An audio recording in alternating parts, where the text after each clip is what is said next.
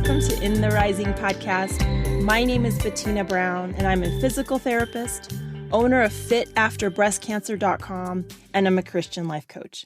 And congratulations to you. You have made the courageous decision to rise up and create the life that you want to live. And each area of our lives, whether it's financial, emotional, our relationships, and our health, is a part of that journey. And as a physical therapist, I primarily worked with those going through cancer for several years. And I heard the same statement over and over again. Not living the life that you want to live is exactly what regret feels like. But you don't have to regret anything. You can create that change that you want today. Make the changes you want and live the life that you want to live.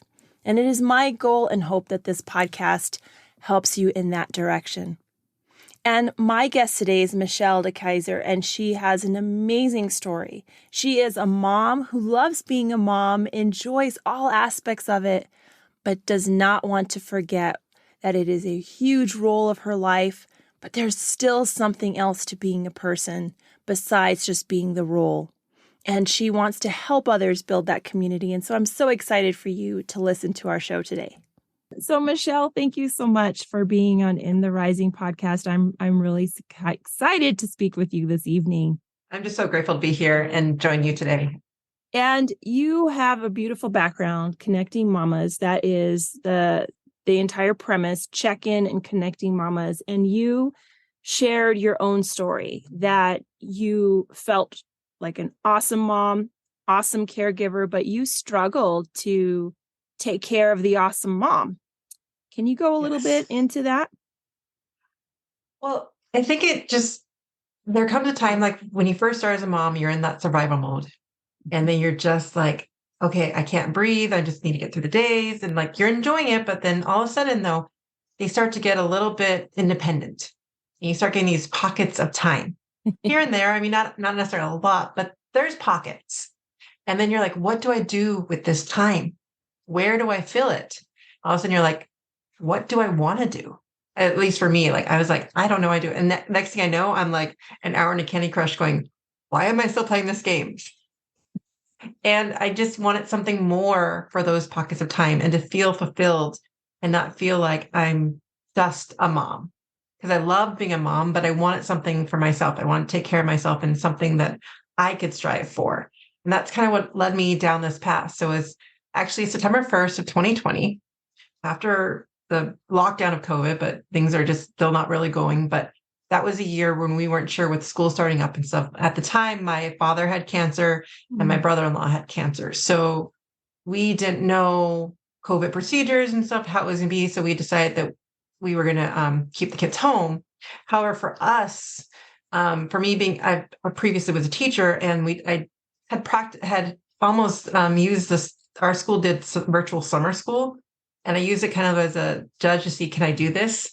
And for me, it was like staying in the house and doing it. I said, no, I can't do this. So I pulled them from school and we're going to homeschool for the year. On the exact same day, I also decided to start a program called the 75 Hard. I don't know if you've heard of it before, but basically it's a tough regimen where you're like doing 2 45-minute workouts a day. One has to be outdoors. You're drinking your gallon of water. You're taking your picture. You're choosing a diet and sticking to it. Because if you don't do any one of these things, then you start back at day one. So you got to do this for 75 straight, including no alcohol and a couple of things. But so I decided that I wanted to try to break some of my bad habits. And so I thought this was the way to do it for me. And so all of a sudden my husband looks at me and goes, yeah, right. One of the bad things you're going to start again. Right. Let's see how long this works. And the days start ticking off. And he's like, she might actually be doing this. So I got through the 75 days and I felt better afterwards. And there's 3 phases that go with it. So I ended up doing the year-long part of it while I was homeschooling. And in that process, I thought that we would continue to homeschool.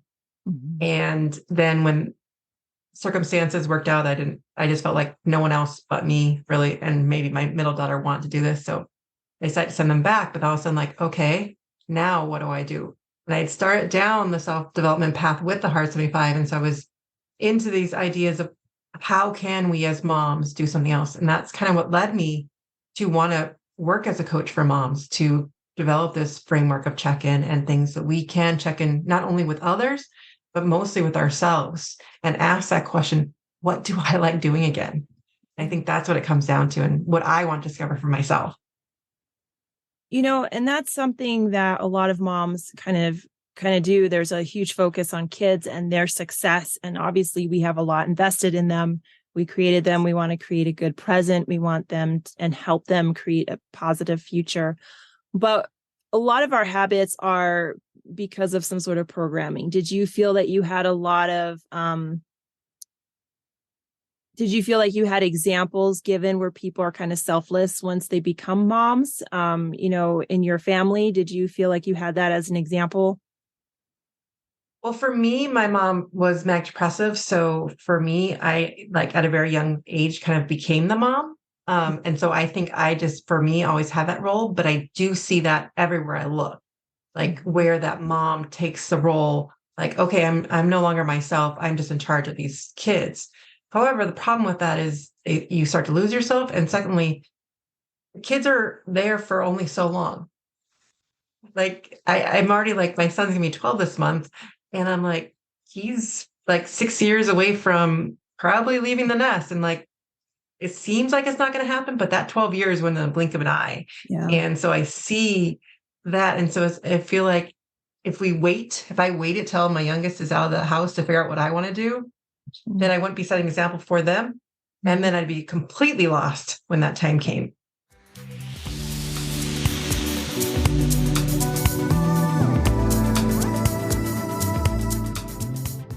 And thanks for sharing that. And being a mom is hard enough to transition from being in charge of you, or you and your partner, or you alone, and then suddenly, oh gosh, I'm responsible. And then we learn so much about it that we are so into it that we don't realize we lost someone else in that process.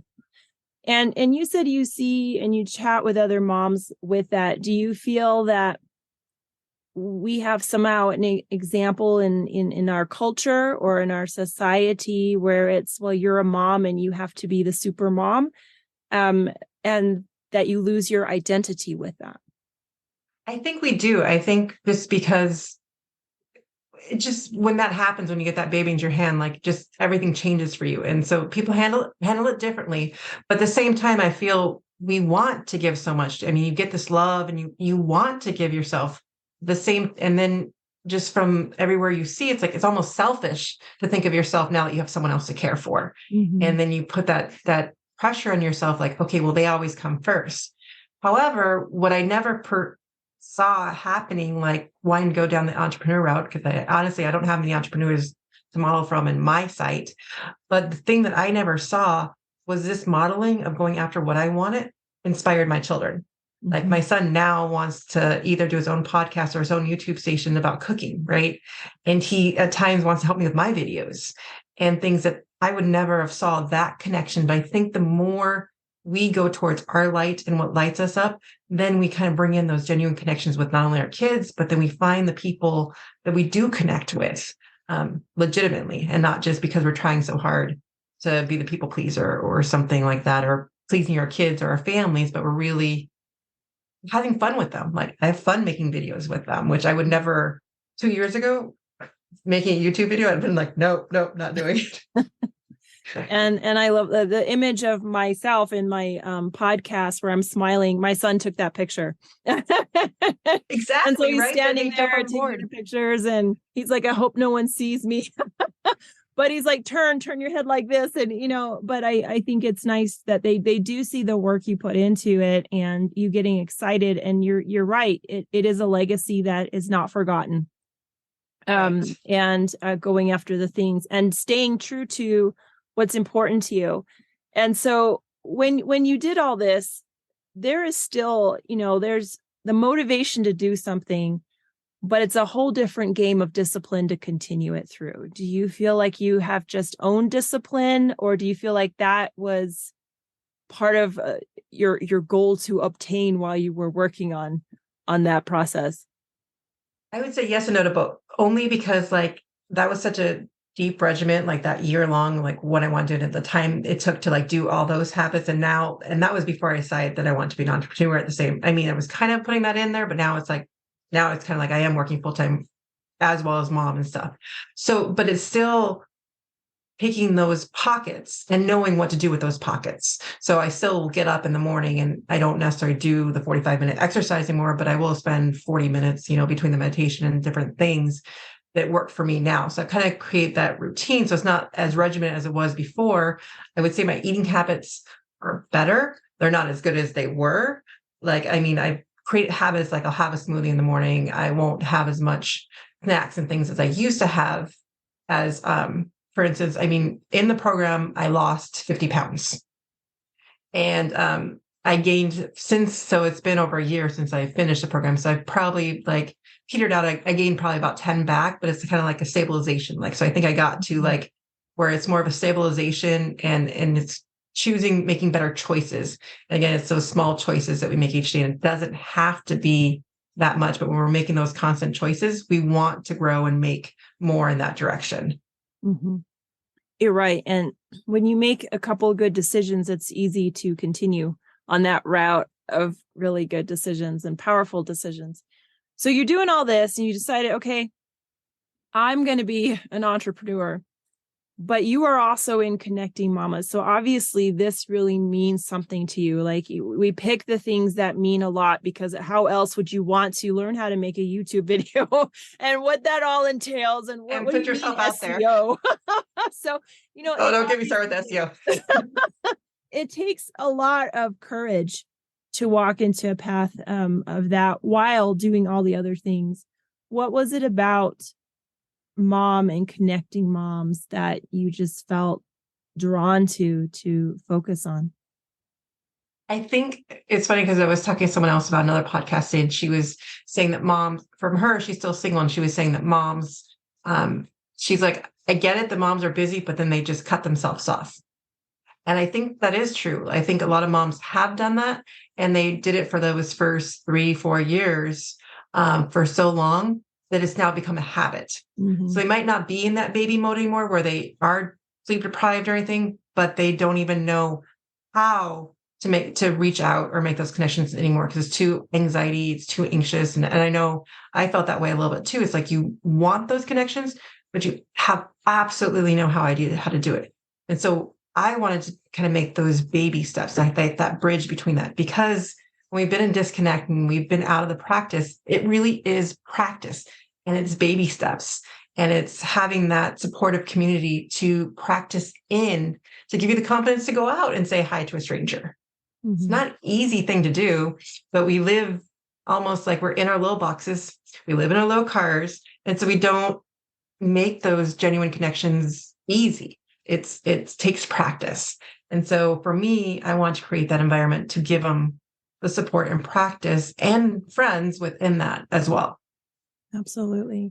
And it's so important to stay connected because especially women, especially moms, just evolutionarily, we were connecting with other women. That was very important. And it was not just to look at what's in your cave or what's in your hut or your in every culture, women just had a bond because it's unique. You have the opportunities, you have some of the same difficulties, regardless of if you're in a developed world or industrial. Women tend to have some connections. And when we lose that, we lose a big part of our foundation.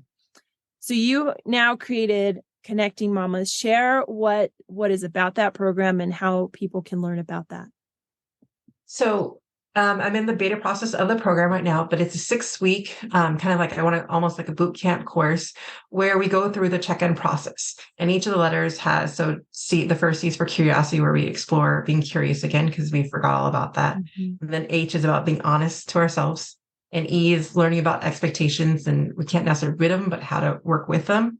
And then C is that actual connection where in the Zoom room and in the group, I want to actually pair people up into what I call their circle of graces, where they would get their group that when the 6-week course is over, they can take that group with them if they so choose to. It's a choice for them.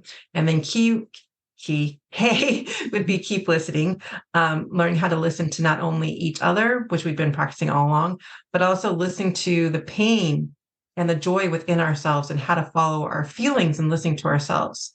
And then the I and N almost go together with intentionally now, so that we work towards once they get their group, how do we schedule that? Because the problem with being moms is we can schedule everyone else's day, but our own. And so we need to say, I'm going to put this in my calendar. I'm going to make a commitment to myself. And we need to practice that process. And so that's what they'd be getting in this 6-week course in connection with each other. And so they can come to connectingmamas.com where everything's listed, and contact me through the website. Is the easiest way to get all the information. And I know sometimes you want to just go browse and look because it's hard to like jump in. You're like, oh, I think I want to go out tonight, but it'd just be easier to stay home. But then we don't get the connections. Yes. And once we start just taking that baby step out, that's when we really start to feel at home again, because you're right. We weren't designed to be alone. We weren't designed to do motherhood alone. We were designed to do it together, support each other, listen to each other, validate each other, and rise each other up. And that's what it's all about. And we can't do that alone. And like, I'm offering the free mini course, which they can do by themselves, but really the key is to do it together and to get that support. Because you can say, I'm going to go read this book and you'll get the knowledge, but knowledge means nothing if you don't put it into action. And so you need the other accountability. You need the other just to listen and to acknowledge you, because a lot of times it's that thought process in our head that keeps going over and over. And once you tell another human being who listens to you, those thoughts stop. You're like, oh, it wasn't so bad. I was reading one book, and it was actually Kaiser Permanente, which I used to live in California, but they had done a study in San Diego, and they had people who'd taken the ACE, talking about what trauma level you're at. Yep.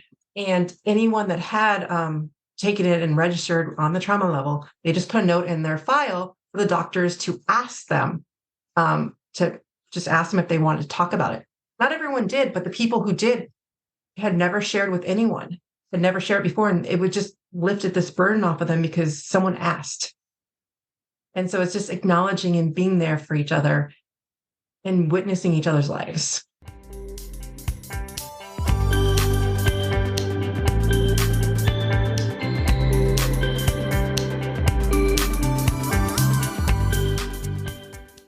I think it's a huge thing to just have a conversation and realize that a lot of what you feel is not necessarily alone. It was maybe your own experience. However, to just know you're not alone brings a huge sense of community and comfort. And I guess, and that vulnerability is that connection, is that openness, and that feeling. And so you also have YouTube, obviously, videos out. You're on Instagram. How can women connect with you and learn more about you?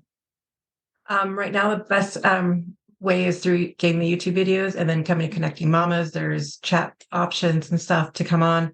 My email is mamaconnector@gmail.com. I just would love to chat and get to know everyone, and send me an Instagram message. I'm pretty open right now. And just really I just want to be there for moms, and really I love connecting people together. And so I want to be that connector and that bridge for moms who struggle, because it's not easy. It's not, we've been so disconnected for too long. It's not like, oh, automatic. And that's the other thing you'd mentioned, vulnerability. And that's another thing is it's another buzzword right now. And it's, yes, we do need to be vulnerable, but we need to know who to be vulnerable to. Like, listen, like, oh, I have to tell my whole life story to everyone. No, you don't. It's like a little dance before you determine, yes, we're sharing too, because that's how we lose connection even more, is that we're not willing to share because someone just says something wrong. Well, you got to work up to it. You don't start with vulnerability. You get there, you work together. And that's part of what this group is to get that practice and support to be able to identify, who do I want to share that piece of information with? I need to share it with someone, but I need to pick who I share that with. Yes. And being picky and being wise, and your discernment is still important.